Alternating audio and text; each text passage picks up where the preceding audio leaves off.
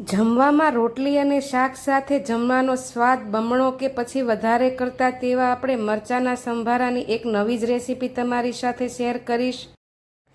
આ પંચકુટિયા મરચાં જો તમે એકવાર બનાવશો તો રોજના જમવામાં જરૂરથી બનાવશો। જમવામાં શાકની પણ જરૂર નહીં પડે અને જમવાનો સ્વાદ 100 ગણો વધારશે તેવા આ મરચાં છે। અને હા, તમે મારી વિડીયો જોતા હો, ચેનલ ઉપર નવા હો તો ચેનલને સબસ્ક્રાઈબ કરવું ભૂલતા નહીં। બેલ આઇકન જરૂરથી દબાવજો જેથી તમને મારી આવી નવી નવી રેસીપીના નોટિફિકેશન મળતા રહે।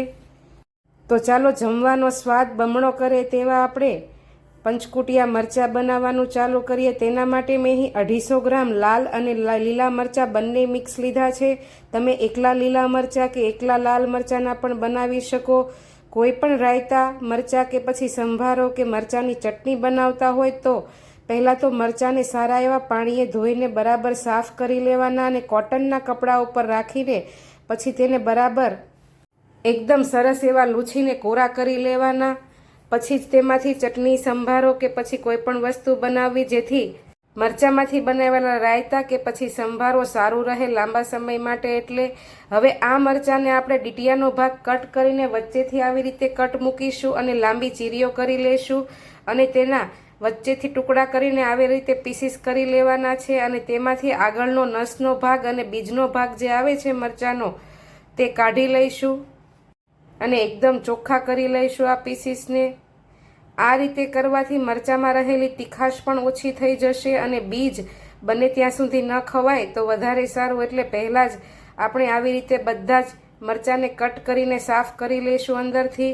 હવે પંચકુટિયો મસાલો બનાવવા માટે આપણે અહીં લોઢીમાં મીડિયમ ગેસની ફ્લેમ ઉપર 1/2 ચમચી જેટલી મેથી, 1 ચમચી જીરું, 1/2 ચમચી જેટલો મરી પાવડર, 1 ચમચી વરિયાળી અને 1.5 થી 2 ચમચી જેટલા સૂકા ધાણા એડ કરીશું અને મીડિયમ ગેસની ફ્લેમ ઉપર તેને થોડીવાર માટે ડ્રાય રોસ્ટ કરી લેશું। બહુ વધારે નથી શેકવાના।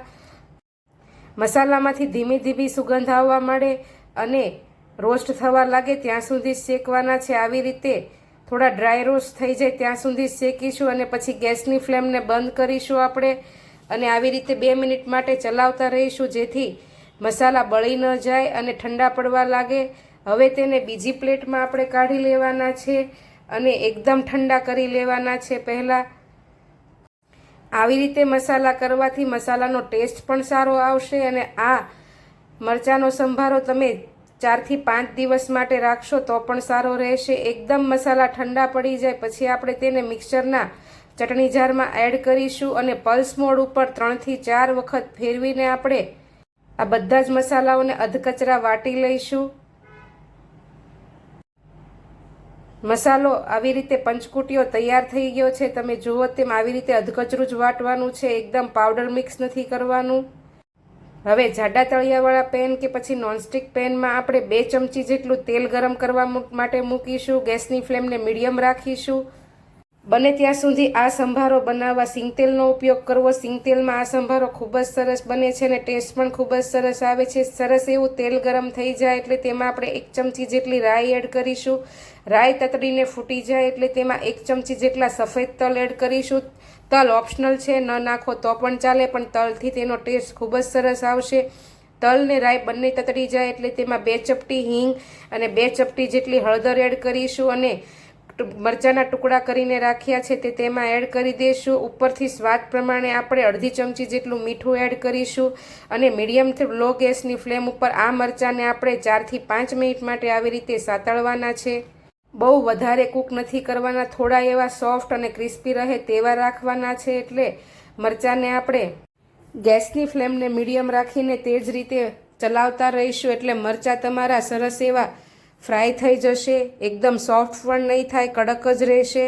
હવે 4 થી 5 મિનિટ થઈ જાય એટલે હવે તેમાં આપણે જે મસાલો બનાવીને રાખ્યો છે તે એડ કરીશું અને ટેસ્ટ માટે ખાટા મીઠા કરવા માટે આપણે અડધો લીંબુનો રસ નીચવીશું। લાલ મરચાં ખટાશ અને મીઠાશ બંને આવે છે એટલે અડધું લીંબુ નાખવાથી ખાટા મીઠા મરચાં બનશે। હવે તેને આપણે ગેસની ફ્લેમ બંધ કરી દઈશું, નહીંતર મસાલો પણ દાજી જશે અને મરચાં પણ એકદમ સોફ્ટ થઈ જશે। એટલે 2 થી 5 સેકન્ડ સુધી ચલાવીને ગેસની ફ્લેમ બંધ કરી લઈશું અને હવે આ મરચાંને આપણે તરત જ બીજી પ્લેટમાં લઈ લઈશું।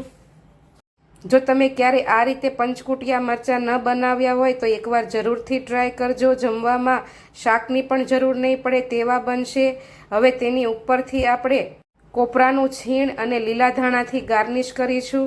કોપરાના છીણથી પણ તેનો ટેસ્ટ ખૂબ જ સરસ આવે છે. ન નાખો તો પણ ચાલે અને નાખો તો પણ ચાલે. રેસીપી કેવી લાગી તે કોમેન્ટમાં જરૂરથી જણાવજો. તો ચાલો આવતીકાલે ફરી મળીશું નવી યુનિક રેસીપી સાથે. આવજો. જય શ્રી કૃષ્ણ.